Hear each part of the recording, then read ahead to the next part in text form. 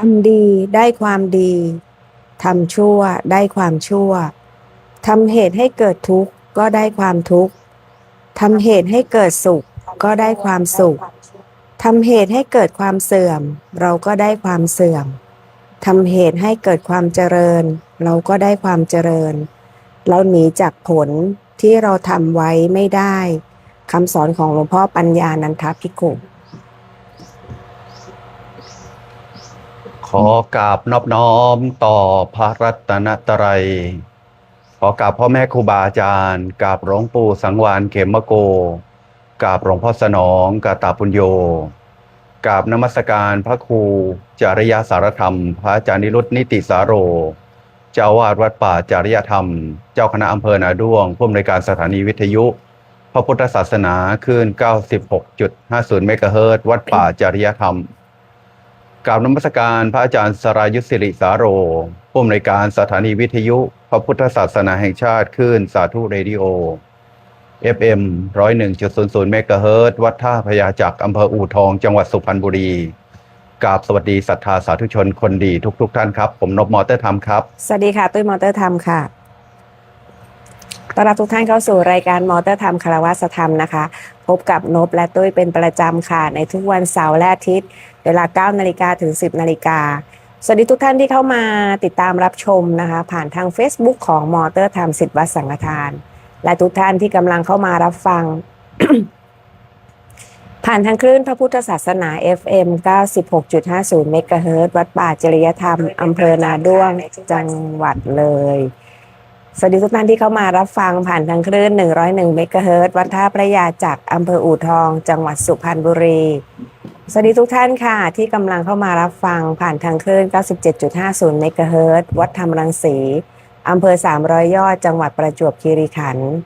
สวัสดีทุกท่านที่กำลังเข้ามารับฟังผ่านทางคลื่น 90.00 เมกะเฮิรตซ์วัดนาร้อมอำเภอทับสแกจังหวัดประจวบคีรีขันธ์สวัสดีทุกท่านค่ะที่เข้ามารับฟังผ่านทางคลื่น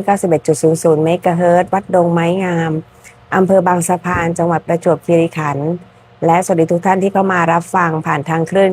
99.75 เมกะเฮิรตซ์วัดทางสายอำเภอบางสะพานจังหวัดประจวบคีรีขันธ์ค่ะครับสวัสดีท่านผู้รับชมรับฟังรายการวิทยุพระพุทธศาสนา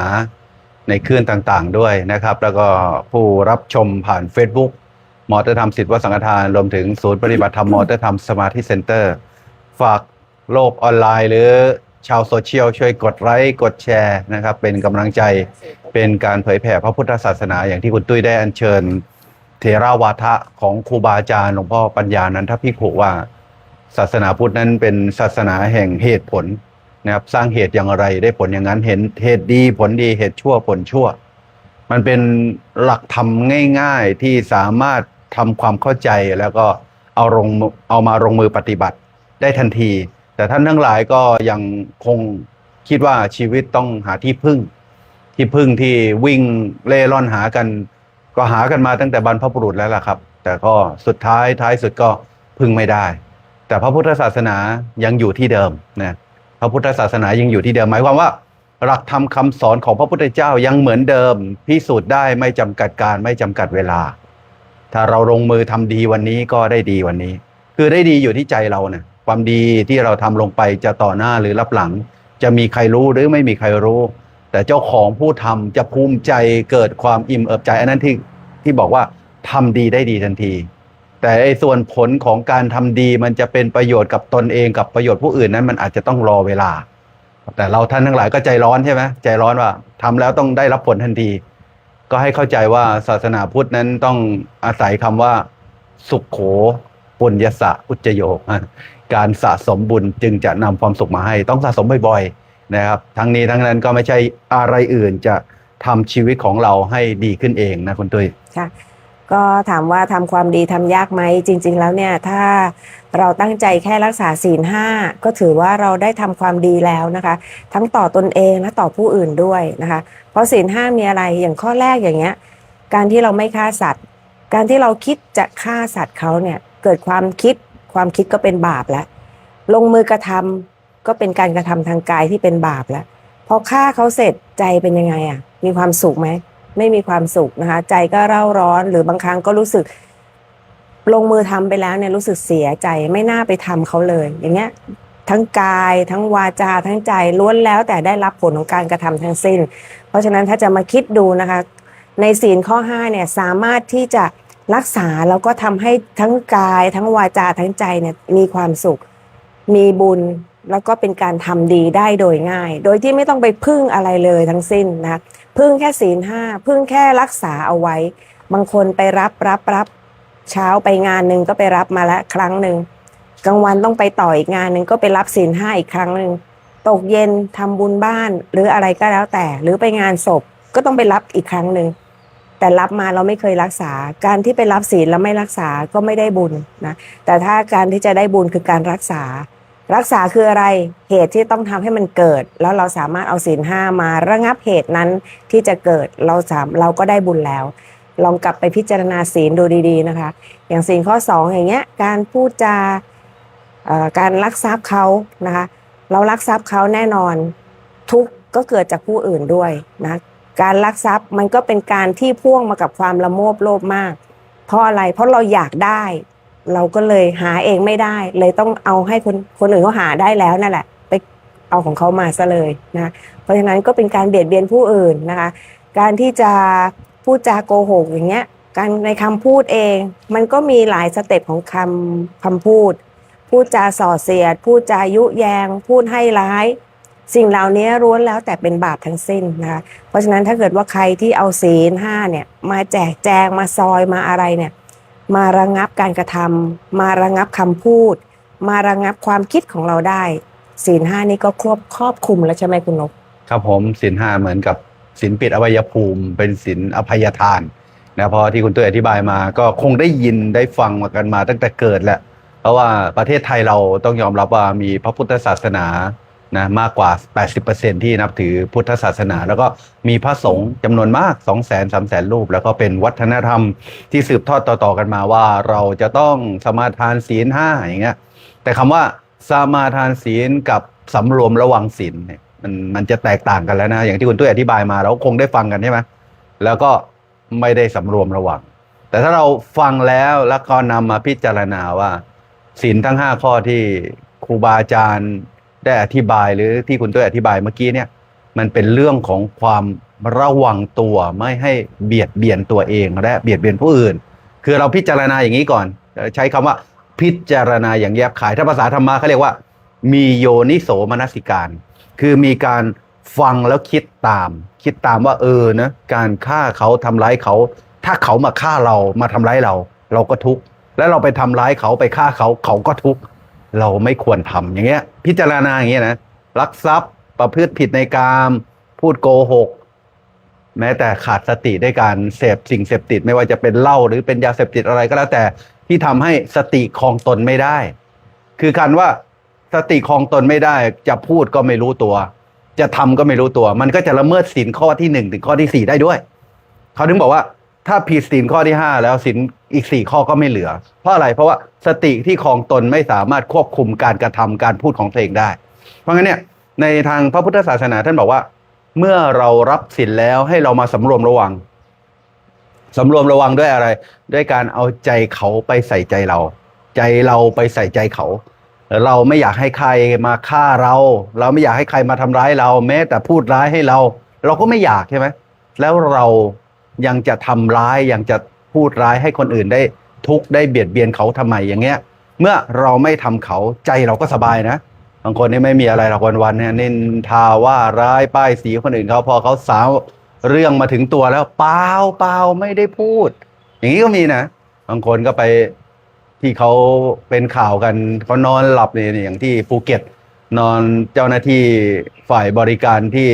ล็อบบี้นอนหลับอยู่ไปทุบหัวเขาลักทรัพย์เขาเงี้ยแล้วพอเขาตามไปจับได้บอกไม่ได้ตั้งใจโอ้โหอย่างนี้ไม่ตั้งใจเหรออย่างนี้ตั้งใจเต็มที่เลยนะอันนี้คือโทษของการเบียดเบียนตั้งแต่การกระทำแล้วก็การวาจาเพราะงั้นเนี่ยในพระพุทธศาสนาเราต้องพูดเรื่องศีล5เป็นประจำเราต้องรับศีล5เป็นประจำเพราะอะไรเพราะมันเป็นเรื่องของความเป็นอยู่ในชีวิตผมเหมือนกับคุณตุ้ยเนี่ยถ้าผมลักทรัพย์ถ้าผมพูดร้ายป้ายร้ายทำร้ายตบตีกันเนี่ยสามัคคีแตกเลยนะอยู่กันไม่ได้นะตัวใครตัวมันนะเพราะงั้นเนี่ยในสังคมไทยเราต้องอาศัยความสามัคคีด้วยกัน ต้องมีศีลห้าเพราะงั้นเนี่ยพี่น้องที่อยู่ทางบ้านหรือพี่น้องชาวพุทธที่ฟังวิทยุพระพุทธศาสนาลองสำรวจตัวเอง หรือลองสำรวจคนในครอบครัวคนรอบข้างเราเนี่ยว่าคนมีศีลกับคนไม่มีศีลเรามีศีลในขณะนี้กับเราไม่มีศีลในอดีตมัน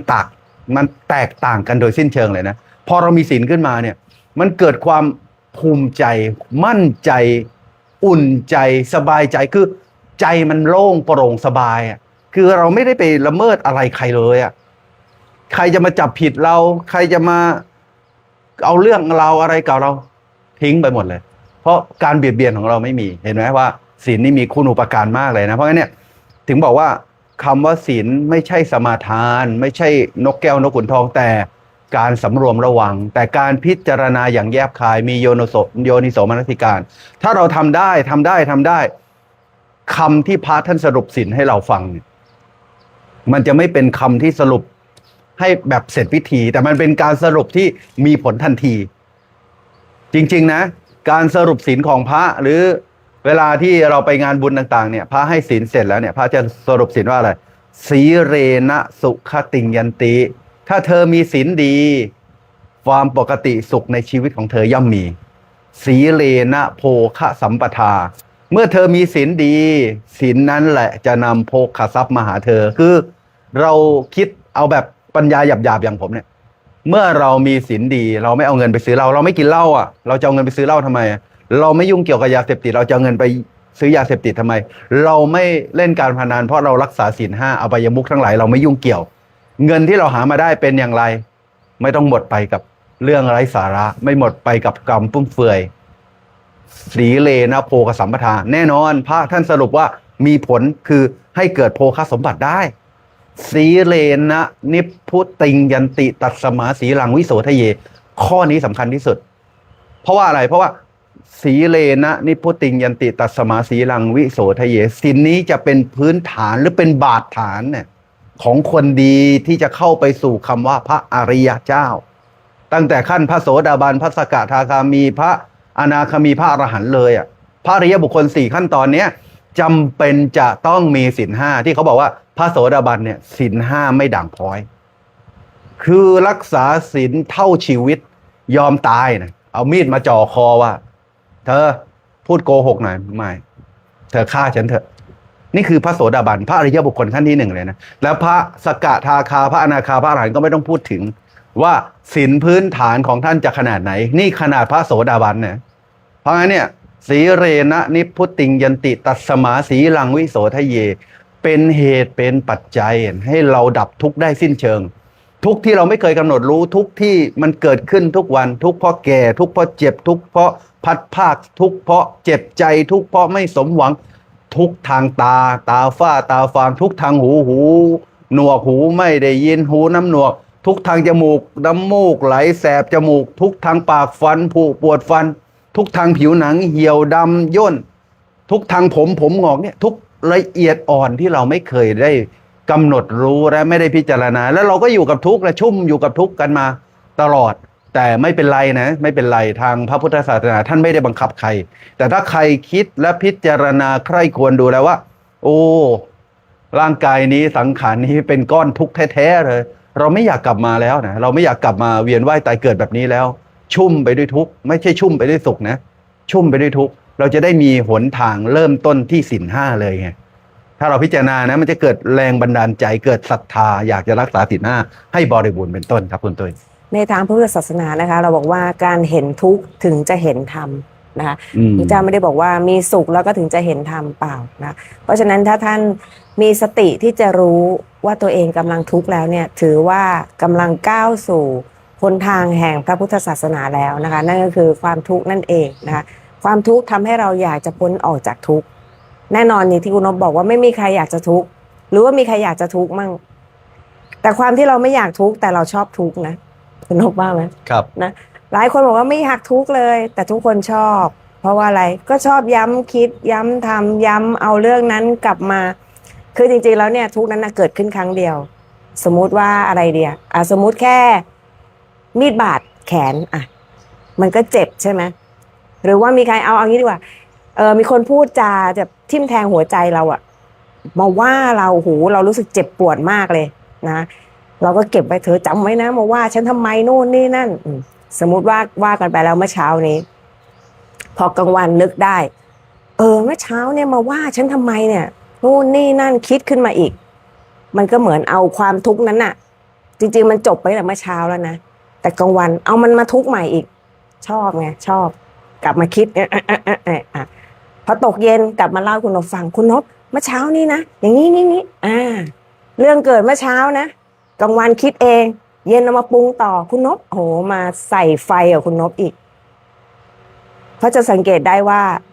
เรื่องจบไปตั้งแต่เมื่อเช้าแล้วแต่เราชอบเราก็เลยเก็บมันมาพูดเก็บมันมาเล่าเก็บมันมาทิ่มแทงหัวใจให้เราเบิ้ลความทุกข์นั้นขึ้นมาอีกเพราะว่าอะไรเพราะว่าถ้าเราไม่ชอบเราจะไม่ทำแล้วสมมุติว่าเปรียบเทียบเหมือนเรารับประทานอาหารชนิดหนึ่งมะระขี้นกก็ได้มันขมใช่ไหมพอทานเข้าไปแล้วเนี่ยรู้สึกว่าอุ้ยขมไม่ชอบอันนี้ไม่ชอบจริงพอเที่ยวสมมุติเช้าเนี่ยมาทำมะระขี้นกจากข้างนอกมาแล้วมันขมไม่ชอบตกเย็นคุณนพเอามะระขี้นกมาให้กินอีกเอาไหมเฮ้ยไม่เอาเพราะรู้แล้วว่ามันขมไม่ชอบอันนี้คือไม่ชอบจริงๆไม่ชอบคือไม่เอาอีกแล้วไม่กินอีกแล้วไม่ยุ่งอีกแล้วสังเกตไหมคะเมื่อเช้าเนี่ยมีเรื่องที่มาพูดทิ่มแทงใจเรารู้สึกว่าเราทุกข์เราบอกเราไม่ชอบใช่เหรอไม่ชอบแล้วทำไมเอามันกลับมาพูดอีกไม่ชอบแล้วทำไมเอากลับมันมาเล่าอีกแสดงว่าเราชอบนะเพราะฉะนั้นถ้าเราคิดได้แบบนี้แล้วเนี่ยเราต้องพยายามไม่ชอบคือไม่ชอบจริงๆไม่ชอบเราต้องไม่ยุ่งกับมันอีกหลายคนมาสมมุติเราไม่ชอบแล้วนะสมมติคุณน้องมาพูดอะไรเนี่ยเรารู้เลยว่าเฮ้ยถ้าเราได้ฟังคำนี้แล้วเราปรุงแล้วเราคิดเดี๋ยวเราจะทุกข์เพราะฉะนั้นหยุดเลยเขาพูดเข้าหูนี้ปุ๊บสติตัดหยุดปั๊บไม่ให้มันขึ้นไปหาความคิดของเราอันนี้คือความไม่ชอบจริงๆนะเพราะฉะนั้นเนี่ยถ้าเราฝึกที่จะรู้จักที่จะพิจารณาสิ่งทุกสิ่งที่มันกำลังจะวิ่งเข้ามาหาเราคิดแล้วเนี่ยสิ่งเหล่านี้จะทำให้เราเป็นทุกข์สิ่งเหล่านี้ทำให้เราเป็นทุกข์เราต้องพยายามละมันออกไปแต่ถามว่าแหมคุณตุ้ยดูเหมือนพูดง่ายนะใช่พูดง่ายทุกอย่างเลยค่ะใครจะพูดอะไรง่ายหมดเลยแต่ทำยากแต่คนทำได้แล้วเขาจะกลับมาพูดใหม่ว่าไม่ได้บอกว่าทำง่ายนะบอกว่าทำได้นะเพราะฉะนั้นถ้าเราค่อยๆฝึกไปถึงบอกว่าทุกอย่างต้องใช้การสั่งสมการสั่งสมคืออะไรการสั่งสมก็คือทำบ่อยๆเหมือนปัจจัยหรือเงินที่เราออมไว้เนี่ยวันนี้เราออมไว้10 บาทถามว่าตลอดทั้งชีวิตจนป่านนี้อายุ50สมมุติเราออมมาทุกวันเลย365วันต่อ1ปีก็คือ 3,600 แล้วใช่ไหมถ้า15ปี20ปี30ปีมันก็เยอะแล้วไงนะคะเพราะฉะนั้นเนี่ยการที่เรามีเงินในปัจจุบันนี้เป็นเพราะเราสะสมมาเช่นเดียวกันกับปัญญาหรือสติปัญญาต่างๆที่เรามีณวันนี้เป็นเพราะเราสั่งสมมาตั้งแต่แรกๆเพราะฉะนั้นถามว่าทำได้ไหมทำได้นะเพียงแต่ขอให้เริ่มลงมือทำแล้วก็ให้เรียนรู้กับมันทุกสิ่งทุกอย่างที่มันเข้ามาเนี่ยเราสามารถที่จะศึกษามันได้อะไรอย่างที่เริ่มต้นตั้งแต่แรกที่น้อมนำเถรวาทะของหลวงพ่อปัญญามาทำความดีมันก็จะเกิดเป็นสิ่งที่ดีทำความเสื่อมมันก็จะเป็นผลแห่งความเสื่อมที่จะตามมาเพราะฉะนั้นเราเลือกได้ว่าเราอยากจะสะสมความดีหรือเราอยากจะสะสมความเสื่อมถ้าเราอยากสะสมความดีเราก็เน้นสรรหาทำแต่สิ่งที่ดีๆแล้วเราก็จะได้ผลแห่งดีหลายคนเวลาที่เกิดเรื่องไม่ดีเกิดขึ้นกับตัวเองมักจะโทษว่าทำไมต้องเป็นฉันสิ่งที่มันเกิดขึ้นมันคือผลที่เราได้รับแล้วเพราะนั้นเราไม่ต้องถามหาว่าทำไมมันถึงเป็นฉันแต่เราควรจะถามหาดีกว่าว่าเหตุอะไรหนอที่เป็นเหตุที่ฉันเคยทำมาแล้วมันถึงมาได้รับผลในวันนี้ถ้าฉันรู้ว่าเหตุนั้นทำให้ฉันได้รับผลในวันนี้ตั้งแต่นี้ต่อไปเนี่ยถึงอนาคตฉันจะไม่ทำเหตุนี้ไปแล้วเพื่อที่อนาคตฉันจะได้ไม่ต้องรอรับผลนี้เพราะฉะนั้นถ้าเราได้มาศึกษาแล้วเนี่ยเราเองเนี่ยแหละค่ะที่จะเป็นผู้ที่พ้นจากความทุกข์นั้นเพราะเวลาที่ทุกข์เนี่ยเราทุกข์เองนะไม่ได้มีใครมาร่วมทุกข์กับเราได้แต่เพื่อนๆหรือกัลยาณมิตรที่อยู่รอบตัวเราเนี่ยเขาสามารถที่จะเป็นกัลยาณมิตรโดยการบอกทางแห่งการพ้นทุกข์ได้แต่เขาก็ไม่สามารถที่จะพาเราไปพ้นทุกข์ได้ถ้าเราไม่ได้ทำด้วยตัวเราเองเพ ราะฉะนั้นธรรมะเป็นเรื่องที่เราต้องศึกษาแล้วก็เป็นเรื่องที่เราจะต้องประพฤติปฏิบัติเพื่อที่เราบอกแล้วว่าเราเบื่อเราไม่อยากจะเป็นอย่างนี้ เราสามารถออกจากสิ่งเหล่านี้ได้โดยที่เราฝึกฝนตัวเราเองขึ้นมากับที่พูดมาทั้งหมดทั้งคุณตุ้ยและผมพูดนั่นคือพูดเรื่องทำใจนะทำใจธรรมะเป็นเรื่องของใจมโนบุพพังเข้ามธรรมามโนเศรษฐามโนอยากพยายามพูดภาษาบาลีแทรกเข้าไปว่าจริงๆแล้วธรรมะคือธรรมชาติธรรมะคือชีวิตแต่พระพุทธเจ้าตรัสรู้เป็นภาษาบาลีใช่ไหมแต่เราสามารถเอาภาษาบาลีกับชีวิตปัจจุบันเนี่ยเราดูว่าอะไรที่มันถูกต้องดีงามมันก็เป็นธรรมะนะเช่นพูดดีอย่างเงี้ยคิดดีทำดีอันนี้มันเป็นภาษาที่เราเข้าใจง่ายใช่ไหมแต่พอผลมันให้แล้วเนี่ยคิดดีพูดดีทำดีผลมันให้เป็นความสุขพระพุทธเจ้าบอกว่าการไม่เบียดเบียนกันนั่นแหละคิดดีพูดดีทำดีคือการไม่เบียดเบียนกันนั่นแหละเพราะงั้นเนี่ยถ้าเราอยากจะทำใจได้กับเหตุการณ์ต่างๆไม่ให้ตัวเองคิดมากโกรธมากคนที่จะโกรธมันคิดก่อนนะคิดว่าไม่ถูกใจฉันไม่รู้ว่าจะเรื่องอะไรก็แล้วแต่เรื่องวัตถุสิ่งของเรื่องบุคคลเรื่องอะไรอากาศมันเกี่ยวหมดอะที่มันจะทำให้ความคิดมันเกิดขึ้นความคิดเกิดขึ้นก็โกรธพอโกรธก็แค้นก็เจ็บใจก็ทำร้ายกันจะทำร้ายด้วยอาการกิริยาภายนอกจะทำร้ายด้วยอาการกิริยาที่ส่งออกไปหาคู่กรณีก็แล้วแต่อยู่ที่สภาวะจิตของคนนั้นว่ามีสภาพจิตที่รุนแรงหรือไม่รุนแรงบางคนก็เก็บความแค้นความโกรธพอกพูนไว้ในหัวใจของตัวเองถามว่าเมื่อถึงวันหนึ่งระเบิดเวลามันเต็มเนี่ยมันจะเป็นยังไงมันจะเกิดความแตกแยกกันคือผมจะพยายามพูดว่าความสามัคคีกับความแตกแยกมันแตกต่างกันอย่างไรความสามัคคียังความสุขนำความสุขมาให้สู่ครอบครัวแม้แต่อยู่กัน2 คนถ้าเราสามัคคีกันอยู่กันไปเถอะ100 ปี1,000 ปีก็มีความสุขเพราะสามัคคีไม่ทะเลาะเบาะแว้งกันเลย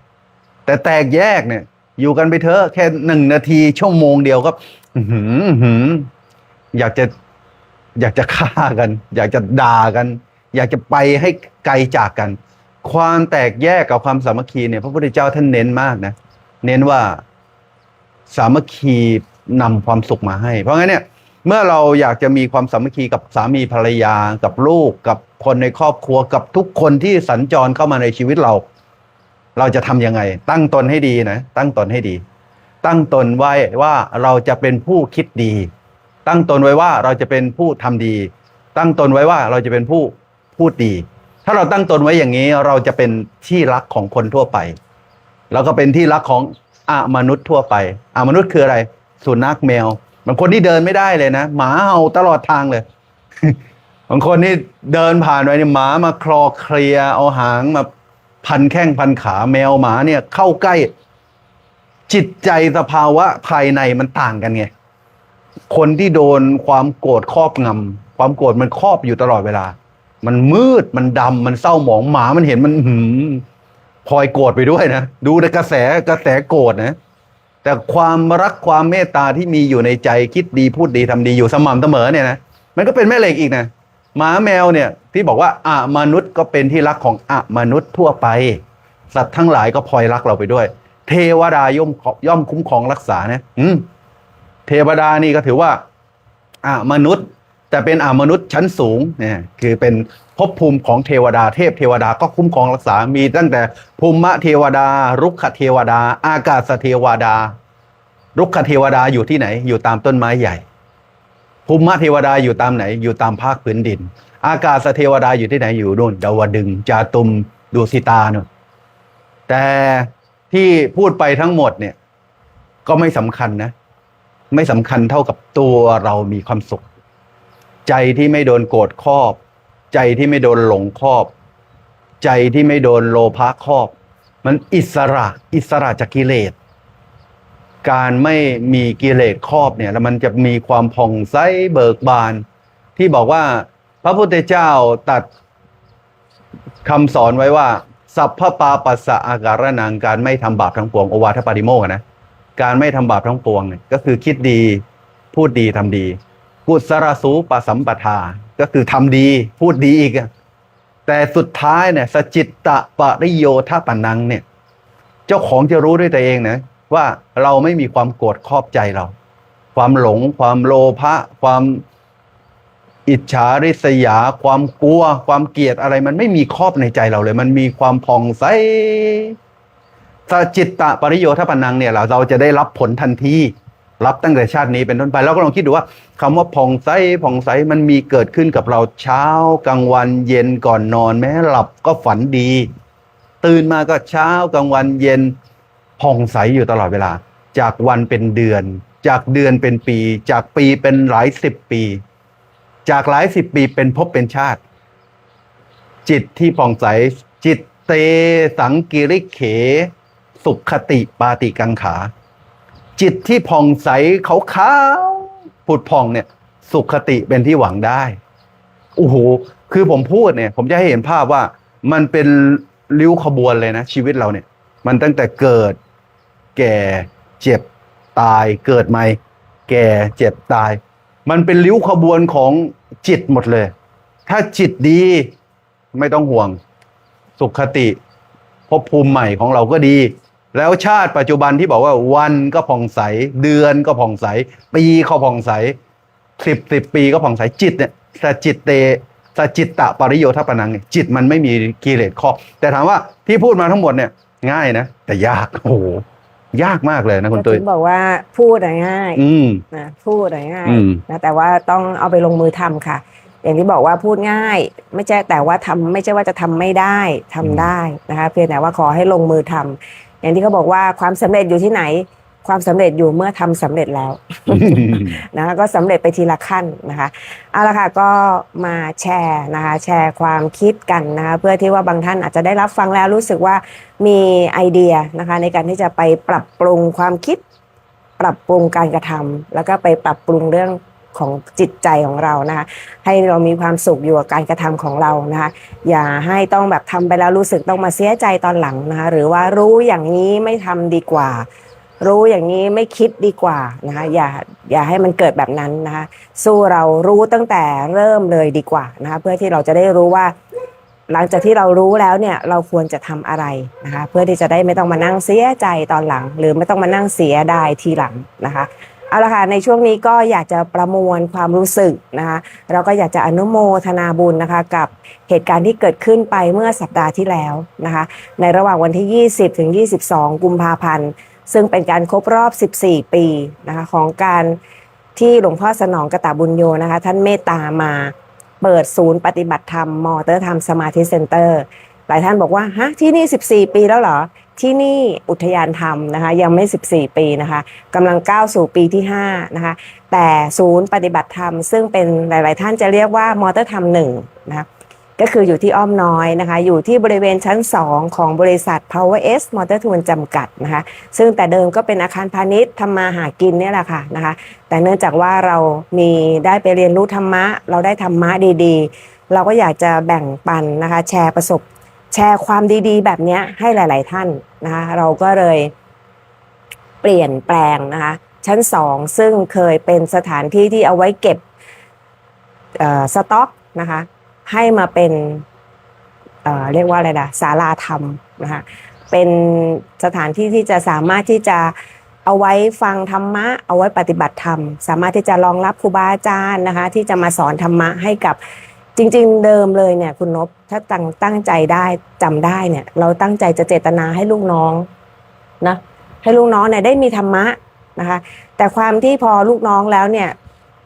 ได้ลูกน้องแล้วเราก็อยากจะแชร์ออกไปให้มากกว่าลูกน้องอีกนะคะนั่นแหละค่ะก็เลยมีความคิดที่จะเปิดเป็นสถานที่ปฏิบัติธรรมนะคะก็ไปกราบเรียนหลวงพ่อสนองนะคะหลวงพ่อสนองก็เมตตามาเปิดศูนย์ให้นะคะในวันที่25กุมภาพันธ์2555นะคะเพราะนั้นจบจนถึงวันนี้นะคะก็ครบรอบ14ปีนะคะซึ่งในระยะเวลา14ปีนั้นเนี่ยคุณนพก็ได้รวบรวมเหตุการณ์กิจกรรมบุญต่างๆของมอเตอร์ธรรมเอาไว้ใน Facebook นะคะรวบรวมไม่ว่าจะเป็นโครงการดีๆต่างๆเราก็รวบรวมเอาไว้ให้ดูว่าศูนย์ของเราถึงแม้ที่จะเป็นศูนย์เล็กๆเป็นศูนย์ของคฤหัสถ์แต่เราก็เดินตามรอยนะคะพ่อแม่ครูบาอาจารย์เดินตามคำสอนของพระพุทธเจ้านะคะจนถึงปัจจุบัน14ปี แล้วเราก็ต้องกราบขอบพระคุณครูบาอาจารย์ทุกรูปนะคะที่เมตตามาเป็นกำลังใจให้ในวันครบรอบแล้วก็ขอบคุณทุกท่านค่ะที่มาร่วมกันสานต่อเจตนารมณ์ที่ดีๆนะคะในการประพฤติปฏิบัติธรรมตลอดตั้งแต่วันที่20จนถึงวันที่22นะคะเพราะฉะนั้นภาพเหตุการณ์ต่างๆนั้นทุกท่านสามารถที่จะกลับเข้าไปดูใน Facebook ของมอเตอร์ธรรมศิษย์วัดสังฆทานได้นะคะมีทิศโชคนะคะในความเมตตาของพระครูจริยสารธรรมนะคะก็ได้นำทิศโชคนะคะที่เป็นมือหนึ่งนะคะในการถ่ายทอดสดในการที่จะเก็บภาพบรรยากาศสวยๆฝากเอาไว้ให้นะคะก็กราบขอบพระคุณค่ะเพราะฉะนั้นภาพสวยๆบรรยากาศต่างๆทุกภาพล้วนแล้วแต่มีจิตวิญญาณอยู่ในนั้นทั้งนั้นเลยนะคะสามารถที่จะไปย้อนดูได้นะคะก็กิจกรรมทั้งหมดทั้งมวลที่เกิดขึ้นในระยะเวลา14ปีเนี่ยถ้าพูดถึงเรื่องของการให้ทานสำหรับมอเตอร์ธรรมแล้วโดยการนำของตุ้ยมอเตอร์ธรรมและนบมอเตอร์ธรรมเนี่ยถ้าพูดถึงเรื่องของการให้ทาน อยากจะบอกว่าพี่น้องเชื่อไหมว่าทรัพย์สมบัติที่หามาได้ด้วยน้ำพักน้ำแรงจะเป็นเงินทองเข้าของเครื่องใช้วัตถุทายธรรมรวมถึงข้าวปลาอาหารที่ให้กับศาสนาให้กับคนทั้งหลายถ้าวางเรียงรวมกันแล้วเนี่ยผมว่า20กิโลเมตรไม่พอให้ของผมสองคนวางเนี่ยทำไมต้องพูดอย่างนี้พูดขึ้นมาทำไมเพื่ออวดเพื่อโชว์เหรอเปล่าแต่จะบอกว่าท่านทั้งหลายเชื่อไหมว่าตลอดระยะเวลา14ปีที่เข้าของเครื่องใช้20กิโลวางทั้งซ้ายทั้งขวาเนี่ยไม่พอให้วางเนี่ยผมสองคนจนไหมไม่ได้จนเลยนะไม่ได้จนคืออยากจะบอกว่าการให้ไม่เคยทำให้ใครจนการให้นะไม่เคยทำให้ใครจนแต่ทำให้มีความสุขความสุขจากการให้ผู้ให้มีความสุขผู้รับก็มีความสุขทุกครั้งที่ผมสองคนได้เจอได้เห็นได้พบกับคือพูดถึงคนที่ได้รับวัตถุเข้าของสิ่งของการช่วยเหลือจากมอเตอร์ธรรมมันเป็นความสุขที่ไม่หมดเป็นความสุขที่ไม่หายคำพูดที่ขอบใจน้ำใจที่มีให้แก่เขาคือที่บอกว่าผู้รับมีความสุขผู้รับเขาจะมีความสุขไม่รู้ลืมผู้ให้ก็เบิกบานสดใสเมื่อจำได้นึกถึงพูดถึงอีกผู้ให้มีความสุขผู้ให้เนี่ยไม่ได้จำนะว่าให้อะไรไปใครบ้างแต่เวลาผู้รับเขาจำได้เขาพูดถึงมาโอ้ใช่โอ้ดีมันเป็นความสุขของผู้ให้ที่พระผู้มีพระภาคเจ้าท่านพูดเรื่องทานเรื่องการให้เนี่ยเรื่องแรกเลยนะถ้าเราไปดูในทัศบารมีเนี่ยที่เราได้สวดกันเนี่ยทานาบารมีสัมปันโนยกทานเป็นเบื้องต้นเลยนะคนจะมีความสุขจะมีความสบายใจจะละความเบียดเบียนกันได้เนี่ยต้องเป็นคนเสียสละให้กันเพราะงั้นเนี่ยตลอดระยะเวลา14ปีที่ผมสองคนได้เข้ามาอยู่ในพระพุทธศาสนาต้องบอกว่าเข้ามาอยู่ในพระพุทธศาสนาอย่างเต็มตัวเพราะว่าก่อนหน้านี้ก็เป็นชาวพุทธตามบัตรประชาชนเกิดมาโดยพื้นฐานคนไทยทุกคนจะต้องพิมพ์ในบัตรประชาชนว่านับถือศาสนาพุทธแต่ไม่ได้เป็นพุทธศาสนิกชนจำไว้นะใครที่มีบัตรประชาชนพิมพ์ว่านับถือพระพุทธศาสนาถามตัวเองด้วยว่าเป็นพุทธศาสนิกชนหรือเปล่าถ้าเป็นพุทธศาสนิกชนจริงๆแล้วต้องมีศีลจะมี3ข้อ4ข้อ5ข้อก็แล้วแต่ขอให้มีศีลหน่อยว่าเรารักษาศีลเรารู้จักศีลเราจะรักษาศีลเราจะสำรวมระวังให้มีศีลไว้นี่คือพุทธศาสนิกชน2มีการฟังธรรมสำคัญที่สุดชีวิตคนที่เกิดมาพบพระพุทธศาสนาเป็นชาวพุทธแต่ไม่เคยฟังธรรมเลยฟังแต่สวดแต่ไม่เคยฟังธรรมเคยเป็นไหมผมเนี่ยเคยไอ้คนที่นั่งพูดธรรมอยู่เนี่ยเคยฟังพระสวดแต่ไม่เข้าใจธรรมะพระก็สวดไปที่อิติปิโสพาหุงมหากายะถาวรีวหาปุระขอให้ข้าพเจ้าถูกหวยขอให้ข้าพเจ้ารวยเบิร์นไปเถอะงานบวชงานแต่งงานอะไรสารพัดงานที่บอกว่าอ้าวแขกทั้งหลายเตรียมกราบบูชาพระสมาทานศีลก็ว่าตามพิธีกรโฆษกเขาว่าพอว่าเสร็จรับเสร็จก็กงนี่คือประเพณีวัฒนธรรมที่คนไทยนับถือพระพุทธศาสนาแต่ไม่ได้เป็นพุทธศาสนิกชนแต่พอผมมาเจอวัดสังฆทานกันเมื่อปี2547 2547เนี่ยผมได้ฟังธรรมนะก่อนจะเป็นพุทธศาสนิกชนเต็มตัว เกิดจากการฟังธรรมไม่ได้เกิดจากการไปวัดนะก่อนที่จะไปวัดสังฆทานเนี่ยผมฟังแล้วเข้าใจไงฟังธรรมนะไม่ได้ฟังสวดนะหลวงพ่อสนองกำลังแสดงธรรมอยู่ในสถานีวิทยุสังฆทานธรรม FM 89.25 เมกะเฮิรตซ์เมื่อปี 2547 ต้องบอกว่าการสื่อสารที่ทันสมัยที่สุดก็คือวิทยุกับทีวีเราจะได้ดูทีวีกันแค่นั้นเนี่ยจะไม่มีโทรศัพท์เล่นโซเชียลไม่มีหรอกจะมีอย่างมากก็เขาเรียกแพ็กลิงก์เหรอคุณตุ้ยสมัยก่อนเนี่ยส่งแพ็กลิงก์ข้อความไปหากันอันนี้ดีแล้วนะดีแล้วนะผมเนี่ยขับรถไปได้เปิดธรรมะหลวงพ่อสนองโดยไม่ได้ตั้งใจนะไม่ได้ตั้งใจการฟังธรรมของผมไม่ได้เกิดจากการตั้งใจฟังด้วยนะเกิดจากการรำคาญเพลงขับรถไปเนี่ยเปิดเพลงไปโอ้ยสารพัดนักร้องที่เราชอบทำไมวันนี้มันรำคาญมันไม่ใช่รำคาญเพราะเกลียดนักร้องแต่มันรำคาญเสียงร้องเพลงมันฟังแล้วมันไม่รู้สึกมีความสุขมันฟังแล้วมันรู้สึกไม่มีความสุขเหมือนก่อนเมื่อก่อนที่ฟังก็ร้องตามมันเคลิ้มไปตามอารมณ์รักอารมณ์หลงของเนื้อเพลงเลยแต่พอวันนั้นมันรู้สึกว่าเรารำคาญเพลงนะเราก็คลื่นหมุนคลื่นที่เราหมุนไปตกที่คลื่น 89.25 ไม่ใช่เป็นเพลงแต่เป็นการพูดของหลวงพ่อสนองไม่ได้พูดภาษาบาลีแต่เป็นพูดภาษาที่เราเข้าใจได้เลยว่าคนเราเกิดมาทุกคนต้องตายแต่ทำไมทุกคนยังตั้งตนอยู่บนความประมาททำไมไม่เร่งทำความดีมีใครบ้างจะเขียนจดหมายมาบอกเราว่าเราจะตายตอนอายุ 30มีใครบ้างที่ได้รับจดหมายว่าเราจะตายตอนอายุ 50มีใครบ้างเขียนจดหมายมาหาว่าจะตายตอนอายุ 60ไม่มีเลยไม่มีใครเขียนจดหมายส่งสัญญาณมาว่าเราจะตายตอนไหนเด็กก็ตายเห็นไหมดูข่าวไหมอุบัติเหตุก็ดีเจ็บไข้ได้ป่วยก็ดีอายุน้อยๆเด็กตายหนุ่มสาวก็ตายเห็นไหมอุบัติเหตุพรากชีวิตวัยหนุ่มวัยสาวยังไม่ทันได้ทำงานเรียนจบมาใหม่ๆรถชนปุ้งเดียวตายเรียนมาอย่างดียังไม่ได้ทำงานเลยตายหนุ่มสาวก็ตายคนแก่ยังไม่ได้แก่ป่วยยังไม่ได้แก่เจ็บเลยแค่หัวงอกหน่อยเดียวก็ตายเนี่ยมันมาหาเราได้ทุกเวลาแต่ทำไมเราไม่เร่งทำความดีผมฟังแล้วผม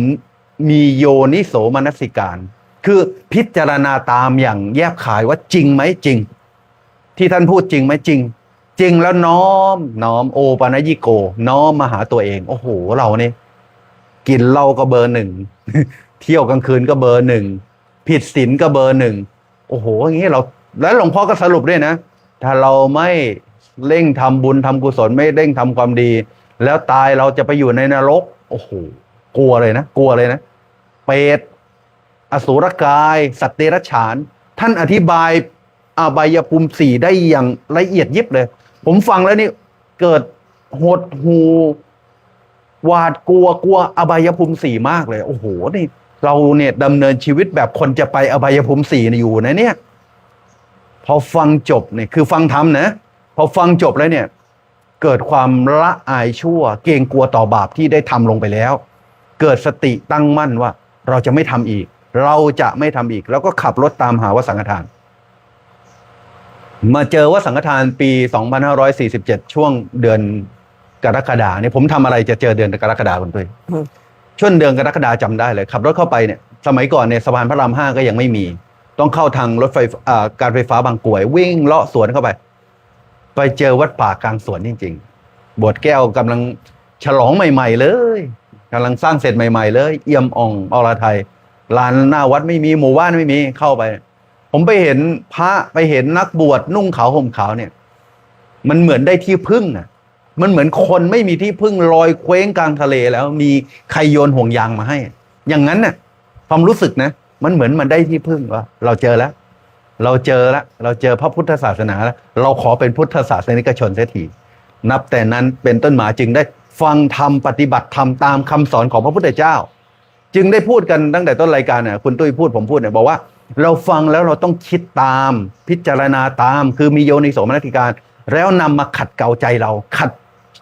นิสัยเราให้เราได้มีธรรมนะคุณตุ้ยค่ะก็ อย่างที่บอกไปนะคะว่าทุกสิ่งทุกอย่างเราก็ต้องการให้ทุกท่านนั้นได้ฟังแล้วเหมือนกับว่าได้ไอเดียเป็นของตัวเองอะนะคะได้ไอเดียเป็นของตัวเองว่าจะทำอะไรต่อไปสำหรับตัวเราเองดีนะไตรต้านอย่างที่คุณนพได้เล่าเรื่องของการให้ทานเนี่ยด้วยก็มาน้อมคิดดูนะคะว่าจริงๆแล้วที่บอกว่ายิ่งให้ยิ่งได้เนี่ยไอ้คำว่าได้เนี่ยมันไม่ได้เป็นการได้ทรัพย์สินได้นู่นได้นี่กลับเข้ามาเป็นของตัวเองนะเพราะถ้าอยากได้นู่นได้นี่กลับเข้ามาของตัวเองนะไม่ต้องให้ค่ะเอาปัจจัยที่มีอยู่ไปซื้อเลยถ้าเกิดว่าให้แล้วอยากจะได้รถใหม่เลยไปอานิสงส์แบบอะไรอย่างเงี้ยอย่าเอาเงินนั่นแหละไปสะสมซื้อรถใหม่มาเลยไม่ต้องให้อยากได้บ้านหลังใหม่อยากได้อะไรใหม่อยากได้อะไรเอาเงินไปซื้อเลยแต่การให้เราบอกว่ายิ่งให้ยิ่งได้เนี่ยไม่ได้ได้ในกลับมาในรูปของรูปธรรมแบบนั้นนะคะแต่ว่ามันได้ในลักษณะว่าหนึ่งอย่างที่ตุ้ยให้มานะเราได้เห็นความโลภการในลักษณะที่เรากำลังให้อยู่เนี่ยเราเห็นตัวโลภที่มันเข้ามาเอาอาหารของเราความโลภนี่น่ากลัวมากเลยนะน้อมกลับเข้ามาหาตัวทันทีเลยว่าเราเคยแสดงอาการแบบนี้ออกไปหรือเปล่ามันน่าเกลียดอะนะพอมันน่าเกลียดปุ๊บเราก็สอนตัวเราเองเลยว่าถ้าเรานะอย่าไปแสดงอาการโลภแบบนี้นะเพราะไออาการแบบเนี้ยมันเรียกว่าอาการโลภมันก็เลยสอนตัวเราเองแล้วก็ในอีกทางกลับกันมันก็เห็นความตนีของเราว่าเรางกในขณะที่เราเห็นความโลภเราก็เห็นความงกของตัวเราเองด้วยมันเลยรู้สึกว่าเฮ้ยเราจะมาให้นะแล้วเราจะมางกทำไมเนี่ยแหละค่ะถึงบอกว่ายิ่งให้ยิ่งได้นี่ไงได้เห็นความโลภได้เห็นความตนีทีเหนียวของเรามันก็เป็นการสั่งสมสอนบ่มเราให้เราเริ่มละความโลภถามว่าหูเห็นปุ๊บรู้ปั๊บจะทำได้เดี๋ยวนั้นเหรอบอกแล้วไงว่าทำไม่ได้เดี๋ยวนั้นแต่ค่อยๆทำได้ทุกวันนี้2 คนโลภไหมคุณนพโลภอยากได้ไปทำทานต่อ คือโลภแบบสัมมาทิฏฐิกับโลภแบบมิจฉาทิฏฐิก็มีศีลนั่นแหละเป็นเครื่องรับประกันคือโลภแบบไม่เอาของใครแต่โลภแบบน้ำพักน้ำแรงของตัวเองแล้วก็ไม่ทำให้ตัวเองเดือดร้อนนะน้ำพักน้ำแรงตัวเองก็จริงแต่ไม่ใช่ทำงานซะจนไม่มีเวลาพักผ่อนทำงานซะจนตัวเองป่วยไม่ใช่แต่ทำตามความสามารถสุดความสามารถเมื่อได้มาเราให้ต่อมันเป็นการให้ที่เหมือนกับว่าให้มัน เกิดประโยชน์กับส่วนรวมนะคะเหมือนกับว่าเราสละถึงแม้มันจะอาจจะไม่ใช่ปัจจัยแต่เป็นสละแรงกายสละความคิดความช่วยเหลือต่างๆอย่างเงี้ยถ้าเราช่วยได้มันก็คือการให้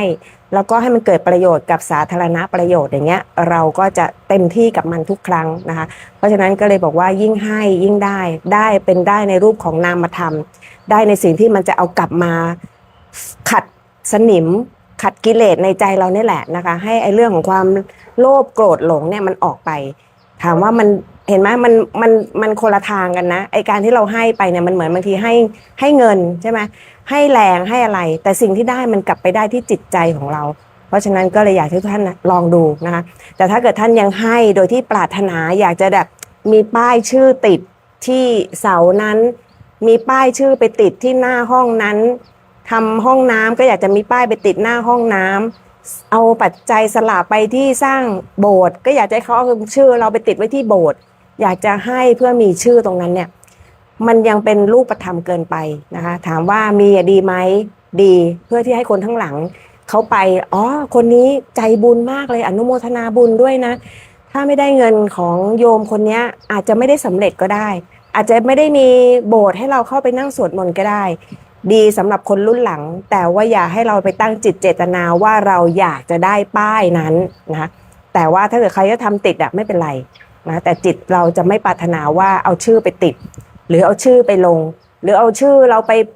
อะไรอย่างเงี้ยเราไม่ได้ปรารถนาตรงนั้นนะแต่สิ่งที่เราปรารถนาคือนี่แหละให้เราเห็นความโลภในตัวเราเองให้เราเห็นความตนีทีเหนียวในตัวเราเองให้เราเห็นความเสียสละที่เรามี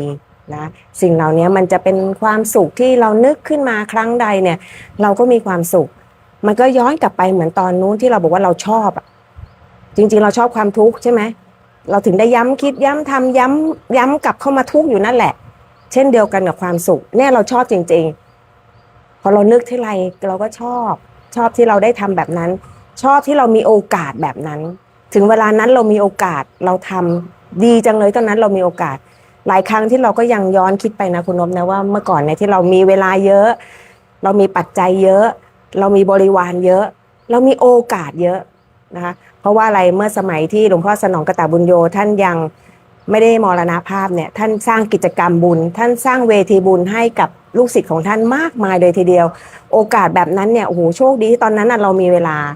โชคดีตอนนั้นเรามีปัจจัยโชคดีตอนนั้นที่เรามีกำลังนะไม่ว่าจะเป็นกำลังที่ยังหนุ่มๆสาวๆของเรา แล้วก็กำลังบริวารของเราด้วยโอ้โหขนขโยงพากันไปหลวงพ่อเดินธรรมญาตราจากวัดสังฆทานไปหนองคายโอ้โหเราขนอิ่มใจบุญอิ่มบุญมากเลยนะคะนึกขึ้นมาก็ยังอิ่มบุญว่าหลวงพ่อสนองพาเราทำแล้วก็หลวงพ่อสนองก็พาเราออกจากสิ่งกลางกั้นในใจของเราถ้าย้อนไปสมัยที่หลวงพ่อพาไปอินเดียเนี่ยปกติแล้วเนี่ยตุ้ยก็เป็นคนที่เรื่องมากกว่าสมควรการจะเข้าห้องน้ำก็ต้องห้องน้ำจริงๆนะสกปรกหน่อยก็ต้องถามคุณนพสกปรกป่ะคุณนพบอกก็นิดนึงงั้นอั้นไว้ก่อนแล้วกันไม่ได้ต้องขอสะอาดแต่ขอโทษไปอินเดียเนี่ยไม่มีนะไอ้คำว่าสกปรกกับสะอาดอ่ะมีแต่ความเป็นจริงนะนั่นแหละก็เป็นละไอ้ตัวตนที่นั่นนั่นแหละยังไงก็ได้รับประทานอาหารแหมต้องมีช้อนมีชามมีช้อนซ่อมมีจานใช่ไหมไปที่นั่นเหลือกะละมังใบเดียวอาหารก็ไม่ใช่จะเป็นแบบตักมาแบบค่อยๆไม่รวมกันอยู่ในกะละมังใบนี้แหละจะกินไม่กินเผลอๆสมัยก่อนถ้าเดินไปทางแถวเนี่ยเห็นแต่น้ำผักน้ำต้มผักที่มันเหลือเนี่ยอุ้ยใครจะไปกินได้ชั้นสุดท้ายเป็นไงหน้าพระต่อมาแม่ชีกลางๆอะไรนะถึงแม้จะไม่ใช่แม่ชีต่อมาก็ผู้สูงอายุเรามันยังเด็กอ่ะนู่นสุดท้าย2 คนเหลือแต่น้ำต้มผักก็ต้องกินหลวงพ่อสนองบอกว่ายังไงที่ชาวอินเดียมาถามโอ้โหทำอาหารดีๆมาเป็นหม้อ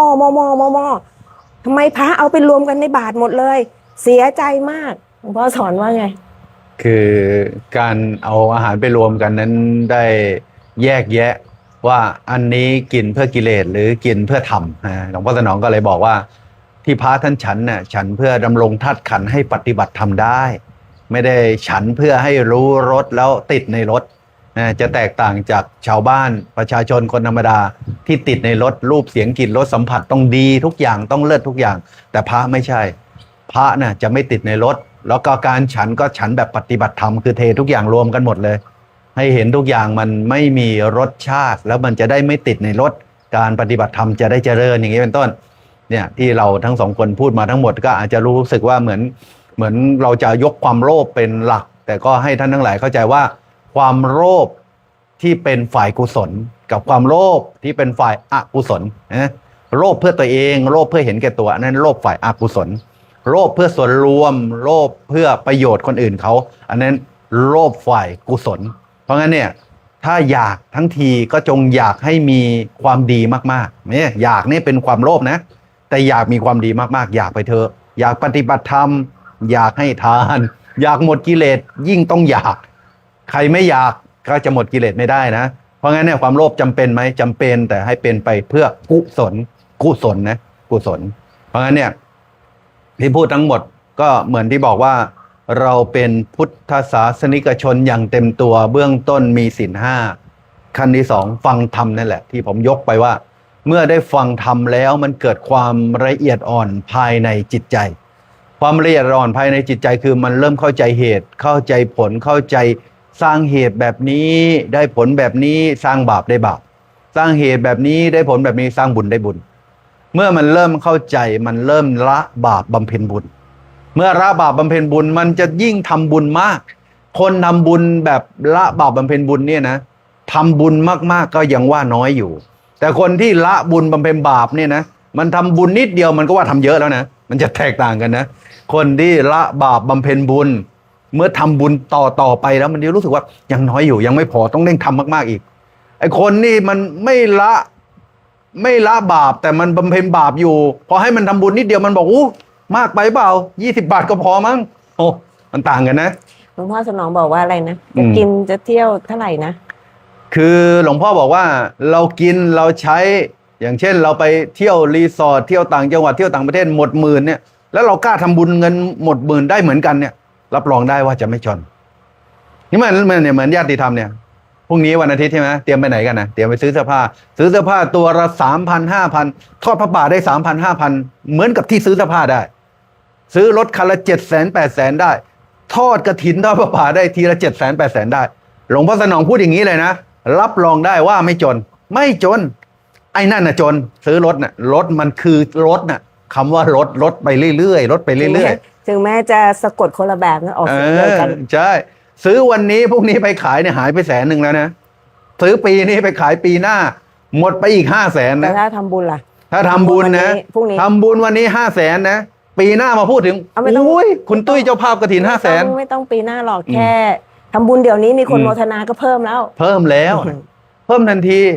พอพูดถึงเมื่อไหร่ก็ยังเป็นบุญเหมือนที่ผมทำประวัติความเป็นมาของมอเตอร์ธรรมเนี่ยตั้งแต่สาขาที่1เมื่อวันที่25กุมภาพันธ์เนี่ยผมเองเนี่ยเป็นต้องบอกว่าเป็นคนที่มีความจดจำเรื่องราวต่างๆได้ดี ก็เป็นความโชคดีทางสติปัญญาคือเรื่องราวรายละเอียดต่างๆเนี่ยผมจำได้แม่นนะ แล้วที่ตุ้ยพูดให้คุณโกรธอ่ะ ก็บางครั้งก็ลืมไปหมดแล้ว บางครั้งถ้าเรื่องนั้นมันรุนแรงมันก็อาจจะอยู่สัก2 วัน3 วัน แต่ถามว่าวันนี้จำไม่ได้เลยนะเนี่ยถ้าพูดอย่างเงี้ย จริง ลืมหมดแล้วหรือจริง อันนี้ความจำมันไม่จำมันไม่คือจากการปฏิบัติต้องพูดอย่างนี้ว่า ทุกคนถ้าได้ปฏิบัตินะทำไมท่านบอกว่าให้ทิ้งความคิด แล้วมาอยู่กับลมหายใจ ท่านบอกให้ทิ้งความคิดแล้วมาอยู่กับความรู้สึก เจ็บปวด เย็นร้อนอ่อนแข็ง ทิ้งความคิดแล้วให้มาอยู่กับพุทโธ ทิ้งความคิดแล้วให้มาอยู่กับธัมโมสังโฆทิ้งความคิดแล้วให้เห็นจิตเรา คือให้มาอยู่กับสติปัฏฐาน4ความคิดเป็นอกุศล จะคิดดีหรือคิดชั่วก็แล้วแต่พอสุดท้ายมันจะมารวมลงตรงที่อกุศล แต่ถ้ามาทำสติปัฏฐาน4วิปัสสนาจะเกิดเอาจริงวิปัสสนาจะเกิดเมื่อเรามีสติปัฏฐาน4สติปักไปที่กาย สติปักไปที่เวทนา สติปักไปที่จิต สติปักไปที่ธรรมกายเวทนาจิตธรรมถ้าเราเอาจิตมาตั้งมั่นไว้ตรงนี้ความรู้สึกนึกอยู่แค่กายเวทนาจิตธรรมจะฐานไหนก็แล้วแต่เจริญสติปัฏฐาน4วิปัสสนาญาณจะเกิดวิปัสสนาญาณเป็นชื่อของปัญญาคือปัญญาจะเข้าไปรู้เท่าทันการปรุงแต่งอันนี้เรื่องปฏิบัติแล้วนะคือวิปัสสนาเราพูดกันนะว่าเจริญวิปัสสนาเนี่ยคืออะไรรู้ไหมคือล่วงพ้นวิเศษคือล่วงพ้นวิเศษมากกว่าคนธรรมดาเขาทำกันเขาทำกันอะไรตาเห็นรูปพอใจไม่พอใจหูได้ยินเสียงพอใจไม่พอใจกินได้กินพอใจไม่พอใจสัมผัสพอใจไม่พอใจนึกคิดทางใจพอใจไม่พอใจอายตนะทั้ง6อายตนะภายนอกส่งเข้าหาอายตนะภายในรูปเสียงกลิ่นรสกลิ่นภาพต่างๆอะไรที่มันเข้ามาอายตนะภายในเนี่ยมันก็จะปรุงให้เกิดความคิดแต่พอเราภาคความคิดมาอยู่กับลมหายใจอานาปานสติภาคความคิดมาอยู่กับบทบริกรรมพุทโธภาคความคิดมาอยู่กับเวทนาปวดกำหนดปวดเนาะปวดเนาะแม้แต่ภาคความคิดมาอยู่กับจิตคิดเนาะคิดเนาะภาคจิตมาอยู่กับธรรมสภาวะธรรมที่มันเกิดขึ้นตั้งอยู่และดับไปเช่นปวดมันบังคับบัญชาไม่ได้เราบอกว่าขาเราตัวเราแต่เวลาขามันปวดเป็นตะคริวหายปวดเดี๋ยวนี้มันไม่หายนะธรรมชาติของกายมันเป็นอย่างนั้นมันไม่ใช่เราคือพอเห็นอย่างนี้เห็นสภาวะธรรมเมื่อเห็นกฎแห่งวัฏไตรลักษณ์เกิดขึ้นตั้งอยู่และดับไปบังคับบัญชาไม่ได้จิตเริ่มปล่อยวางธรรมานุสติเกิดอีกตรงนี้แหละที่บอกว่าถ้าเราหมั่นเพียรปฏิบัติเราจะพลากจิตมาอยู่กับวิปัสสนาเราจะล่วงพ้นวิเศษจากกองทุกข์นะไม่ใช่ล่วงพ้นวิเศษไปไหนนะไม่ได้ห่อเหินเดินอากาศไม่ได้ดำดินหายตัวรู้ใจใครได้ไม่ใช่แต่ล่วงพ้นวิเศษจากทุกข์เห็นทุกข์เกิดขึ้นเห็นทุกข์ตั้งอยู่เห็นทุกข์ดับไปทุกข์มีอยู่แต่เราไม่เป็นทุกข์จำเป็นอย่างมากเลยนะเรื่องนี้จำเป็นมากๆเลยว่าสภาวะจิตใจของเราจะตกต่ำเพราะเราเป็นทุกข์กันทุกวันสภาวะจิตใจของเราตกต่ำเพราะเราทะเลาะกันทุกวันโกรธกันทุกวันเกลียดกันทุกวันโลภกันทุกวันใจมันต่ำลงแต่เราก็ไม่รู้ตัวนะเราก็นึกว่าเราสูงใช่ไหมเพราะอะไรเราอยู่บนคอนโด เราก็อยู่บนรถใหญ่ เราก็มีคนนับหน้าถือตาเราเยอะแต่ข้างในใจเนี่ยมันต่ำลงด้วยความโกรธต่ำลงด้วยความโลภต่ำลงด้วยความหลง แต่พอเรามาทำวิปัสสนาเรามาเจริญสติปัฏฐานสี่ใจมันเริ่มสูงขึ้นแล้วนะ สูงขึ้นจากการไม่มีอะไรนี่แหละ ไม่มีอารมณ์อะไรเลยมาครอบเราจำเป็นไหมจำเป็นนะเพราะงั้นเนี่ยเรื่องปฏิบัติจำเป็นอย่างยิ่งนะคุณตุ้ย ใช่ค่ะ ก็ปฏิบัติเพื่อที่จะให้รู้เรื่องของความทุกข์แล้วก็เพื่อที่จะได้ออกจากความทุกข์นั้นได้นะจิตของเราก็จะได้มีแต่สะสมแต่ความสุขสะสมแต่บุญกุศลไปนะคะก็อย่างท่านนั้นได้ลงมือทำเสียทีนะคะหลายท่านเนี่ยไปนั่งฟังธรรมมาก็มากแล้วนะคะหรือหลายท่านบอกว่าไม่มีเวลาไปวัดนะแต่ที่เมื่อกี้คุณนพได้บอกว่าคุณนพก็ได้รับฟังธรรมะบนรถเหมือนกันนะไม่ได้ไปวัดเลยยังไม่รู้จักเลยยังไม่อยากเข้าวัดเลยนะแต่ธรรมะก็มาตามสายซึ่งในโลกปัจจุบันนี้เราก็จะเห็นว่าความโลกสื่อสารเนี่ยมีประโยชน์มากเลยนะอยากจะฟังธรรมของครูบาอาจารย์องค์ไหนนะคะไม่ว่าท่านจะอยู่ที่จังหวัดใดก็เหมือนอยู่แค่ข้างหูเรานี่เลยนะคะหลวงพ่ออินทวายอยู่อุดรนะ ก็เข้าไปฟังได้ YouTube Facebook โอ้สารพัดช่องทาง พ่อโสภา แสงธรรมวังน้ำเขียวนะก็อยู่แค่นี้เลยเรียกว่าธรรมะในกำมือเลยธรรมะอยู่ในโทรศัพท์เลยนะง่ายนิดเดียวที่จะ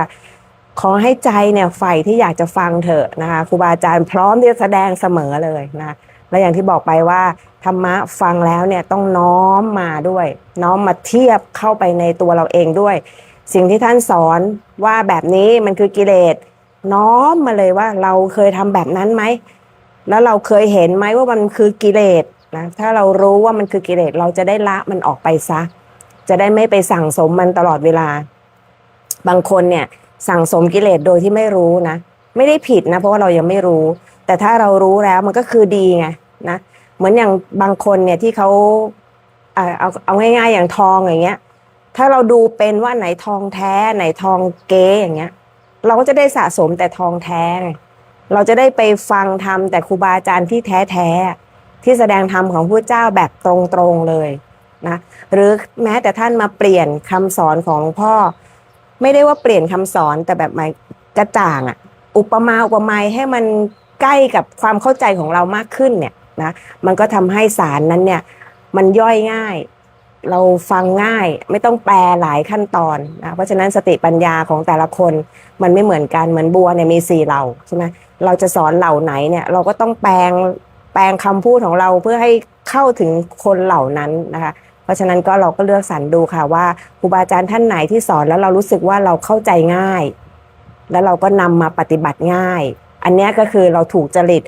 กับครูบาอาจารย์ท่านนี้เราก็ฟังท่านบ่อยๆนะคะแล้วก็น้อมนำมาทำสำคัญเลยคือการลงมือทำนะสำคัญการลงมือทำฟังมาครั้งเดียวฟังมาคำเดียวก็ได้ฟังมาประโยคเดียวก็ได้แต่เอามาทำบ่อยๆทำบ่อยๆเหมือนเรานั่งสมาธิเนี่ยนั่งยังไงไม่ให้หลับถ้าเรารู้เราเป็นคนที่ชอบนั่งหลับจริงๆมันก็ไม่ชอบนั่งหลับหรอกนะใครๆก็ไม่แบบนั่งสมาธิใครๆก็ไม่อยากหลับใช่ไหมแต่ทำยังไงเราถึงจะไม่หลับเราอาจจะเริ่มต้นแค่5 นาทีก่อนก็ได้นะฝึกไม่ให้หลับ5 นาทีฟื้นตัวเองให้ได้เพราะว่าถ้าหลังจากนั้นเราจะเริ่มหลับแล้วพอเราเริ่มหลับแล้วมันจะเป็นความเคยชินว่าเดี๋ยวฉันจะต้องหลับแล้วแต่ถ้าเราแค่5 นาทีแล้วเรารู้ตัวตลอดเวลาไม่หลับเลยเนี่ยพอเราออกจากสมาธิมันเหมือนเราจะปีติเฮ้ยฉันไม่หลับไว้5 นาทีเนี่ยฉันรู้ตัวรู้ลมหายใจตลอดเลยมันจะได้เป็นกำลังใจให้กับตัวเองวันต่อมาเราอาจจะเพิ่มเป็น6 นาทีตั้งนาฬิกาไว้ก็ได้นะ6 นาที7 นาที8 นาทีจน10 นาทีเราสามารถที่จะดูตัวเองจนไม่หลับข้ามนิวรณ์หลับได้มันจะได้แบบปิติแต่ถ้าเราไปฝืนนั่งกับเขาไป15 นาทีครึ่งชั่วโมงเอาแบบยาวๆอยากนั่งได้ยาวๆแต่นั่งหลับไปสัก20 นาทีพอเราน้อมนึกดูเรานั่งหลับมันก็เหมือนเป็นการไม่ให้กำลังใจตัวเองมันเหมือนเราทำไม่ข้ามแต่ถ้าครั้งใดที่เราทำแล้วเราข้ามเนี่ยมันก็เป็นกำลังใจให้เพราะฉะนั้นก็สามารถค่อยๆฝึกไปได้นะคะครับการปฏิบัติธรรมไม่ใช่เรื่องอื่นไกลคือการสนใจใส่ใจตัวเราเองถ้าเราใส่ใจตัวเราเองความคิดต่างๆที่เป็นอกุศลก็จะไม่เกิดก็จะเกิดแต่ความคิดที่เป็นทางกุศลเมื่อทางกุศลเกิดมากๆเราก็จะกลายเป็นคนดีใหม่ๆอาจจะรู้สึกว่าต้องฝืนต้องต้านหน่อยแต่ทำบ่อยๆเข้าเราก็จะเชี่ยวชาญในด้านกุศล อกุศลก็จะหมดหนทางเหมือนเฟอร์รารี่กับรถเฟียนนะครับ เมื่อเรา เฟียน เวียนเกวียนควายลากงัวลากนี่แหละนะถ้าเราปล่อยให้อกุศลเหมือนเฟอร์รารี่ก็จะเร็วแรงเราก็จะกลายเป็นคนชั่ว เมื่อเราปล่อยให้กุศลเป็นเฟอร์รารี่เราก็จะกลายเป็นคนดี เราก็เลือกเอาจะให้กุศลเป็นเฟอร์รารี่หรือให้อกุศลเป็นเฟอร์รารี่ผมเลือกแล้วผมให้อกุศลเป็นเกวียนมันมาช้า สู้ความดีไม่ได้นะครับ ให้อกุศลมันหมดไปช้าไปตกรอบไปนะครับผม เอาละค่ะก็หมดเวลาแล้วนะคะกราบขอบพระคุณทุกท่านค่ะที่ติดตามรับชมไม่ว่าจะเป็น Facebook นะคะหรือว่ารับฟังผ่านทางคลื่นพระพุทธศาสนา ในความเมตตาของพระครูจริยสารธรรมและพระอาจารย์สรายุทธสิริสาโรค่ะ ที่เมตตาให้รายการมอเตอร์ธรรมได้ลิ้นสัญญาณผ่านไปทุกท่านได้รับฟังนะคะกำโพกกับนบและตุ้ยเป็นประจำค่ะในทุกวันเสาร์และอาทิตย์เวลา 9 นาฬิกาถึง 10 นาฬิกาวันนี้เราสองคนลาไปก่อนนะคะสวัสดีค่ะ ธรรมะสวัสดีครับ